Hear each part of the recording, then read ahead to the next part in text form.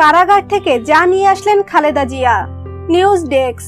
BNP chairperson Khaleda জিয়াকে নাজিমউদ্দিন রোডের পুরাতন কেন্দ্রীয় কারাগার থেকে চিকিৎসার জন্য বঙ্গবন্ধু শেখ মুজিব মেডিকেল বিশ্ববিদ্যালয় বিএসএমএমইউ হাসপাতালে নেওয়া হয়েছে। এর আগে তার ব্যবহার্য জিনিসপত্র কারা অধিদপ্তরের গাড়িতে করে হাসপাতালের 621 থেকে 622 নম্বর কেবিনে আনা হয়। সোমবার দুপুর 1:15টার দিকে খালেদা জিয়া হাসপাতালে পৌঁছান।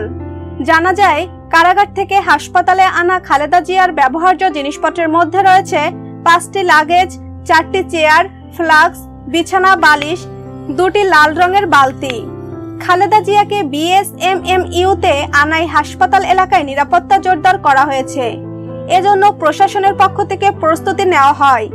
এর আগে গত 10 মার্চ খালেদা জিয়াকে বিএসএমইউতে ভর্তি করার কথা ছিল, কিন্তু শেষ পর্যন্ত সেখানে যেতে রাজি হননি বিএনপি চেয়ারপারসন।